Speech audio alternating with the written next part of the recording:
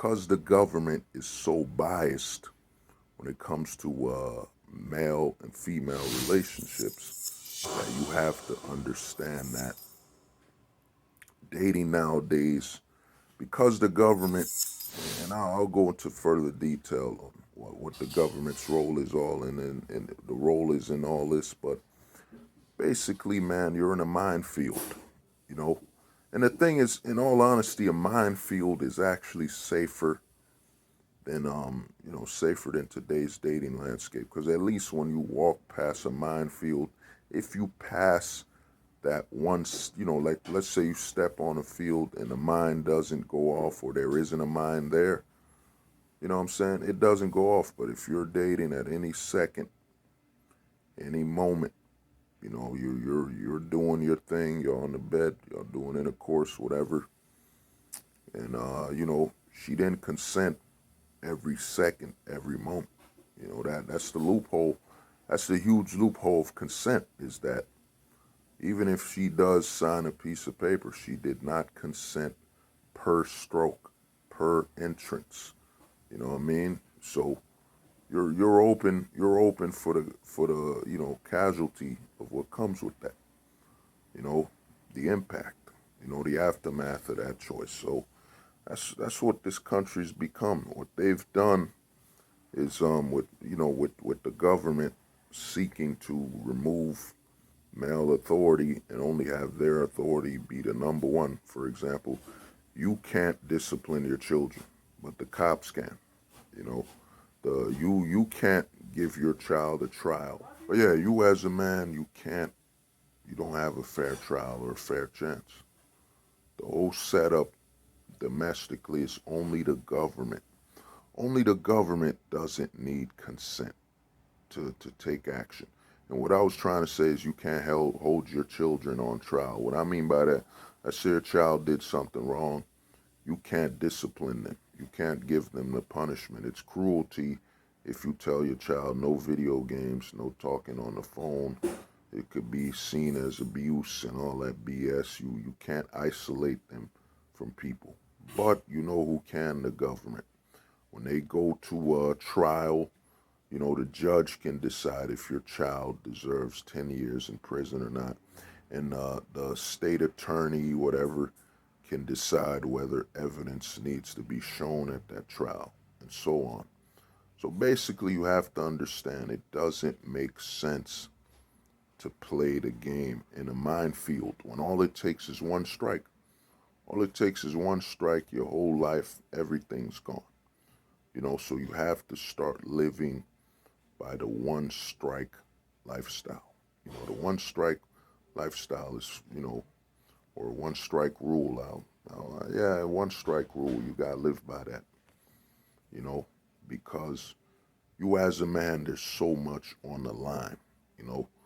I mean, nowadays, even though Trump changed the law on abuse, he made it that, unlike under the Obama administration, where abuse could be, oh, you didn't give your wife more money this month. That's abuse.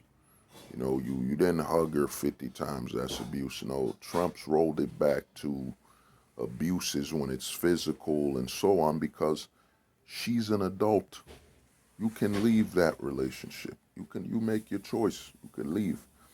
But I'll be making a future video on dating and custody and so on, because I watch a lot of MGTOW channels where they talk about custody.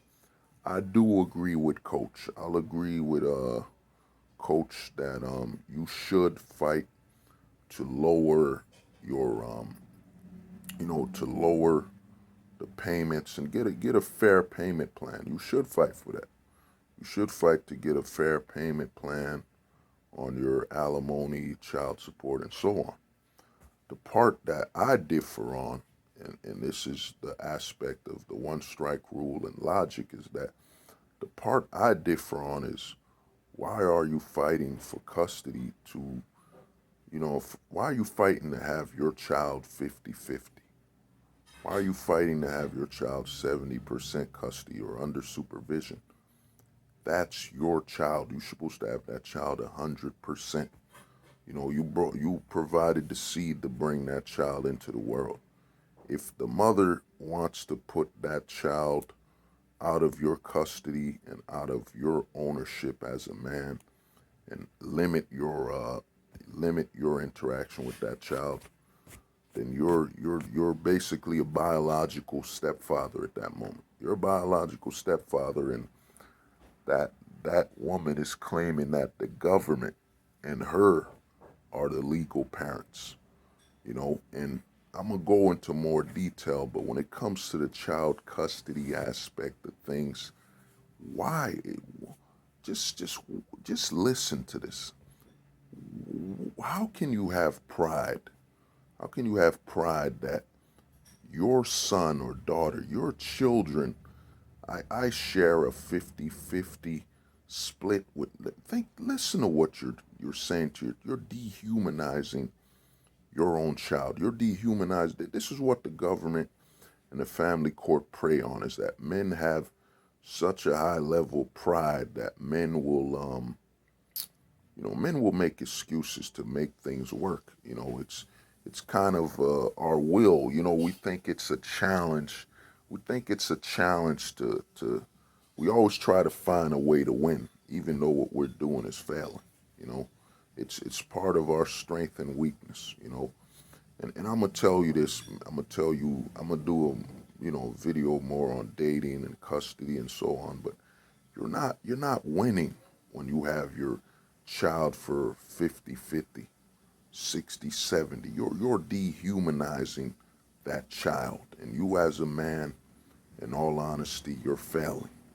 You're failing that child because you're saying, well, I have access to you for 50-50. I have access to you. That's all I need of you. 50-50. I can accept that. You can accept being a biological stepfather. That's your child. If you can't have that child 100%, you can't be in their life 100%. I'm going to be honest with you. This is going to hurt some of y'all, but this is why I say you have to be able to, you could swallow the red pill. That's for kids. Anybody could swallow a pill. You have to be able to inject that pill into your body. Inject it straight into the veins.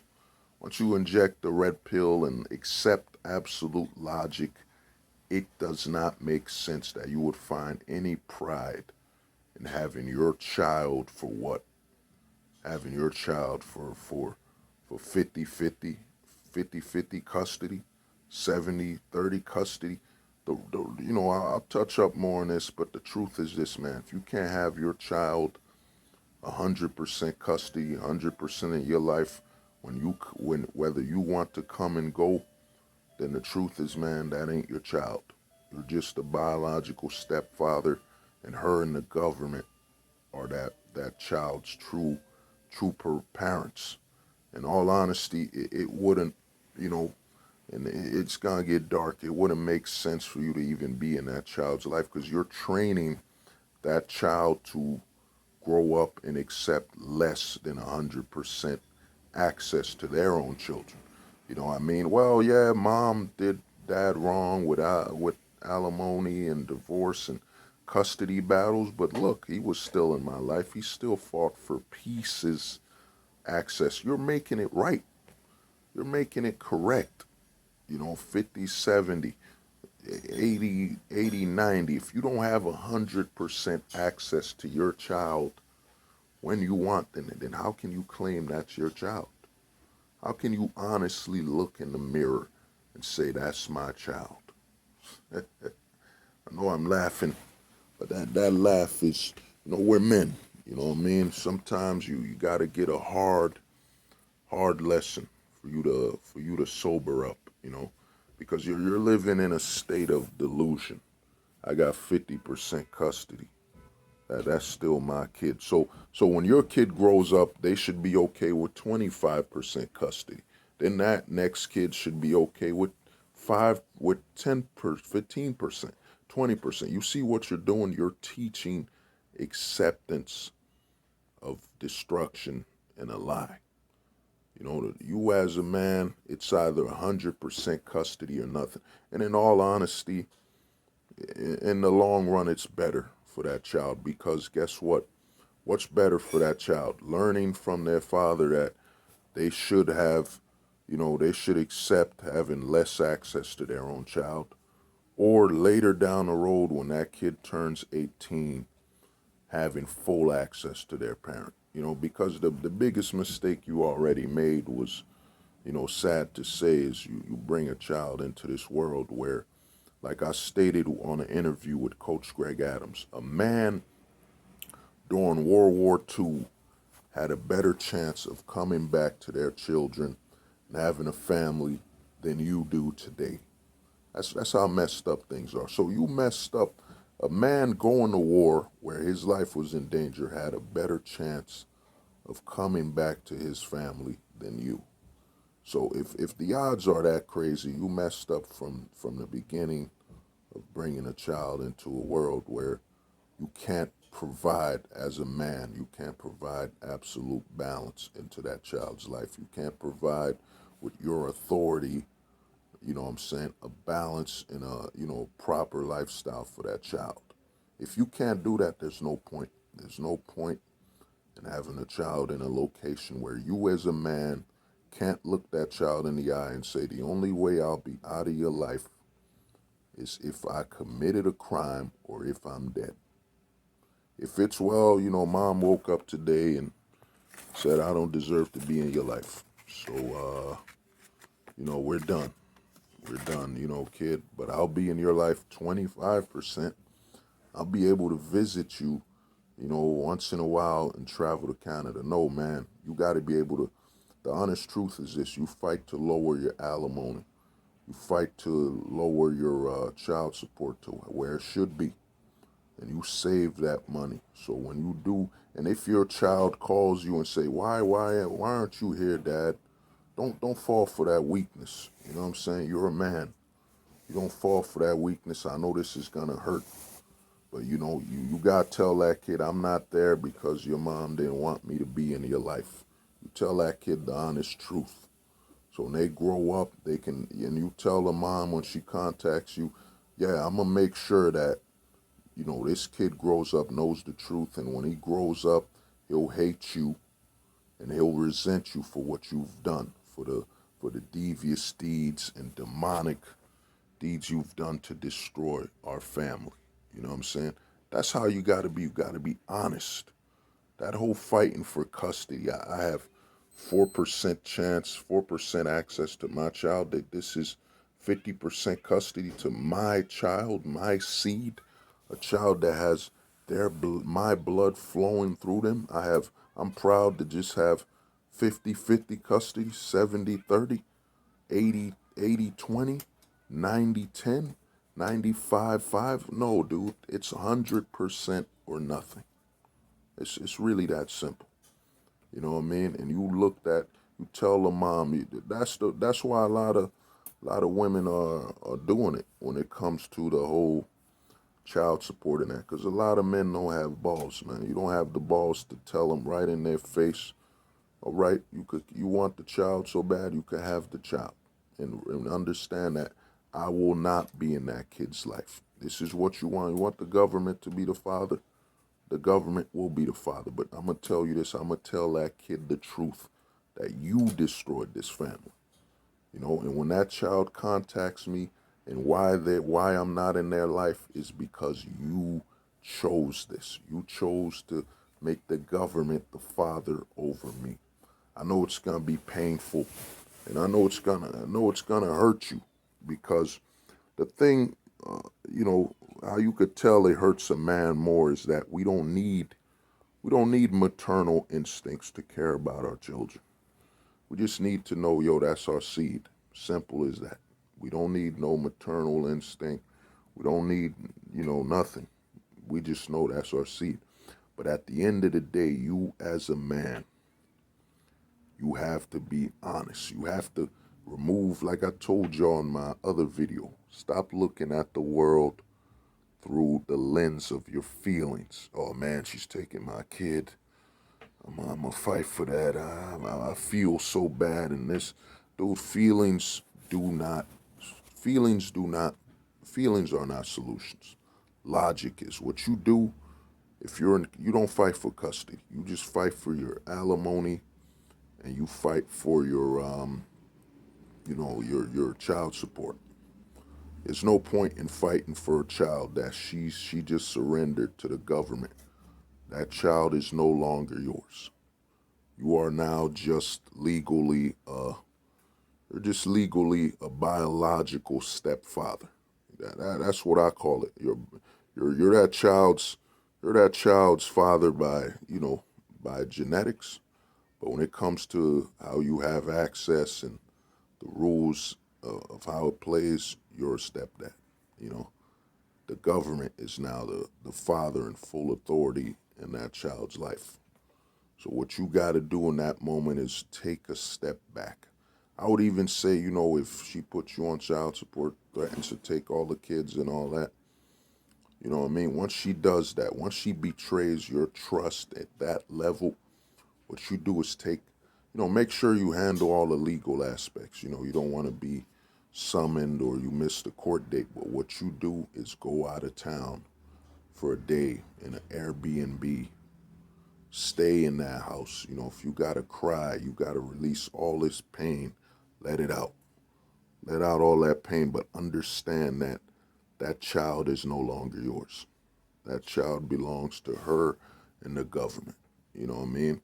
And you let her, once you've healed, and you never will, but once you've healed, you step out of that Airbnb, hotel, you go outside of town. It's got to be somewhere you and her have never been so you can breathe. Once you do that, once you've done that, you take a long breather. Then you come back and face her. You give her a call and make sure you step away. You don't have any more physical interaction with her. You give her a call and say, you do this. I won't be in these kids' life. These kids are no longer mine until they're 18. Until they're 18, they are no longer my problem. I can no longer be in their life. If I can't be in their life, this is why I say you have to, as a man, you put yourself as priority. These are my children. If they can't be my children, 100% access, then they're not mine. It don't matter if we related by blood and all that. You gotta be able to step away. Because once she threatens that, I know what you're thinking. But how am I be in the kid's life? Like I previously stated, you're going to tell your kid that you being in their life 50%, 30% custody, or 80% is good enough. It's 100% or nothing. It's literally that simple. You tell her, you tell the mom in her face, not in her face, but over the phone, and you record that conversation. You record that and keep that for yourself. You tell her, you take those kids away from me, I never will be in their life again. Until they're 18. When they're 18, they want to come see me, they can come see me. But I will not settle for less than 100% access to my children. Those are my seed. If she's willing to and think of the damage that she's saying she's committing. She's willing to commit to not allowing your children, to have access to 50% of who they are, their father. And once she makes that line, you tell her the truth that, you do this, I will not be in those children's life. And another reason you don't want to be in their life is, besides you making those children comfortable and training them that this is how things are supposed to be, is that where does it make sense that you're losing a lot of money, you're not gathering resources, you're going broke, you're going poor, and when your children look at that, they're gonna see themselves as the blame for this. So why not, when they're 18 and old enough to come talk to you as adults, you can tell them.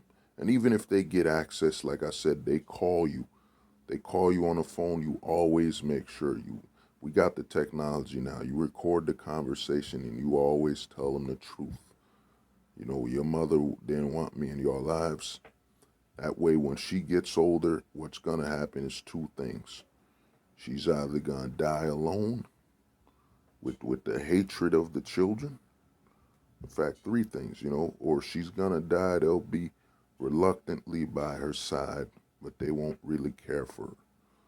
They'll reach out and talk to you and see you as guidance. You know what I'm saying? They'll come talk to you. You won't be broke on the streets. You'll be standing on your 2 feet. Your children, after separation, should see you standing, you know. And this is coming from a man who didn't have his pops around. But my situation is different, but huge, very different. But for the domestic cases, like I said, there should be no pride and less than 100% custody. If you don't have 100% access to your children and you take pride in that, you're a failure.